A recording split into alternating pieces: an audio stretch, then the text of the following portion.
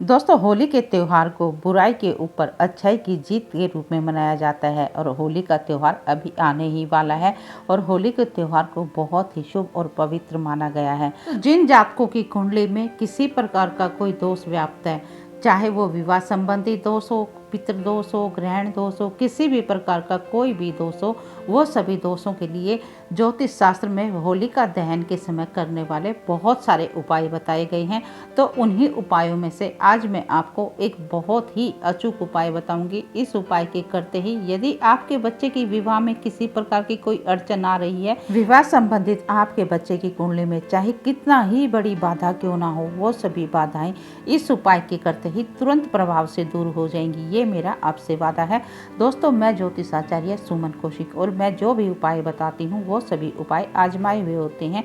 मेरे क्लाइंट के द्वारा मैंने वो उपाय करवाए हुए होते हैं। उन उपायों को करते ही तुरंत प्रभाव से आपको असर देखने को मिलेगा। दोस्तों, जिन घरों में बच्चे विवाह के लायक बैठे हैं और माँ बाप की परेशानियां बढ़ती जा रही है और माँ बाप की परेशानियां बढ़ना लाजमी भी है, क्योंकि जब बच्चे की विवाह की उम्र निकलने लगती है और अच्छे रिश्ते नहीं आते या रिश्ते बार बार आते हैं और बात पक्की नहीं होती, देहली पर आया हुआ रिश्ता वापस चला जाता है, कई बार ऐसा भी देखने को मिलता है। तो जिन बच्चों को इस प्रकार की समस्याओं का सामना करना पड़ रहा है, उन बच्चों को आज मैं जो उपाय बताऊंगी उसको होलिका दहन के दिन अवश्य ही करना चाहिए। दोस्तों, कई बार कुंडली में ऐसा भी होता है, जो सप्तम भाव होता है उसको हम विवाह के लिए देखते हैं, तो सप्तम भाव कई बार पाप प्रभाव में आ जाता है।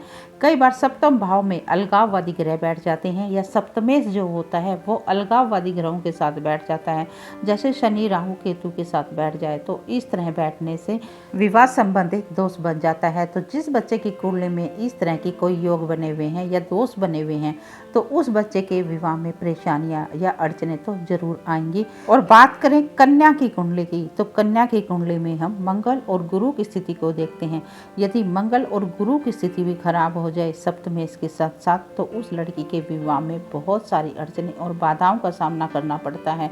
और लड़के की कुंडली की बात करें तो लड़के की कुंडली में हम शुक्र की स्थिति को देखते हैं, गुरु की स्थिति को देखते हैं, क्योंकि मांगलिक कार्यों के लिए गुरु ग्रह का मजबूत होना भी बहुत जरूरी होता है और शुक्र ग्रह का भी मजबूत होना बहुत जरूरी होता है। और साथ ही लग्नेश का मजबूत होना तो दोस्तों बहुत जरूरी होता है, क्योंकि लग्नेश तो कुंडली में व्यक्ति स्वयं होता है। और यदि कुंडली का लग्नेश ही कमजोर हो जाए, पाप प्रभाव में आ जाए, पाप ग्रहों के साथ बैठ जाए, तो व्यक्ति स्वयं ही कमजोर हो जाता है। तो ऐसे में विवाह के योग होना भी बहुत मुश्किल बन जाता है।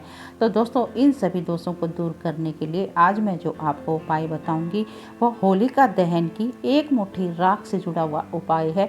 ये उपाय बहुत ही अचूक उपाय है और इस उपाय के करते ही आपके बच्चे की कुंडली में जो भी विवाह संबंधी दोष हैं वो सभी प्रकार के दोष तुरंत प्रभाव से दूर हो जाएंगे।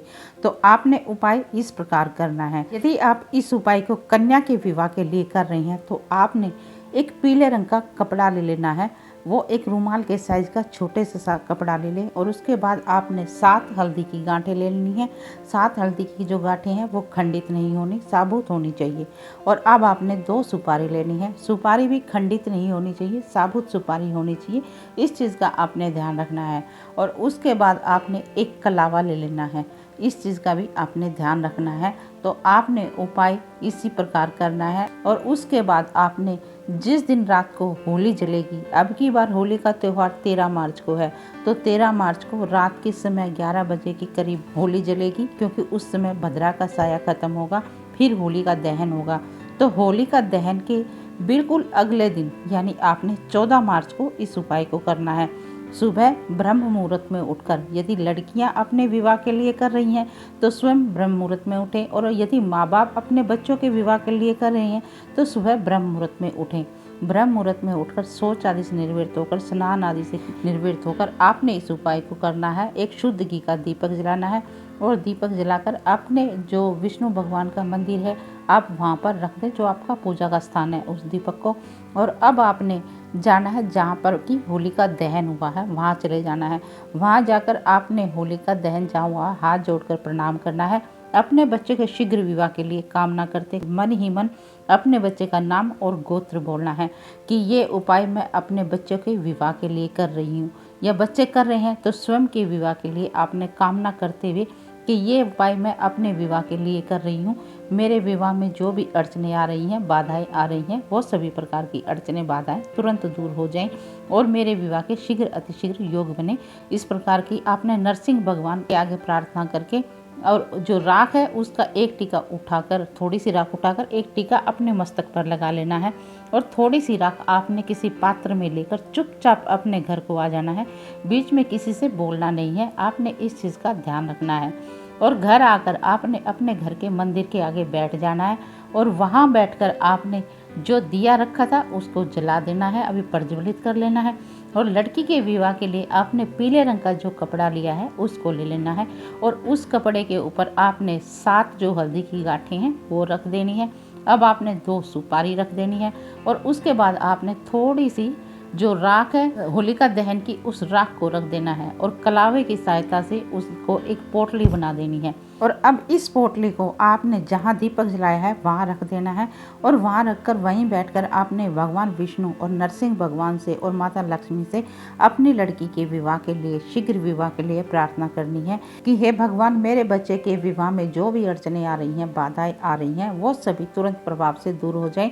मेरे बच्चे की कुंडली में, मेरी लड़की की कुंडली में जो भी विवाह से संबंधित दोष हैं वो सभी प्रकार के दोष दूर हो जाएं। इस प्रकार की आपने प्रार्थना करते हुए अपनी लड़की के ऊपर से उस पोटली को 7 बार घुमा देना है। 7 बार घुमा के उस पोटली को अपने घर की ईशान कोण में रख दें।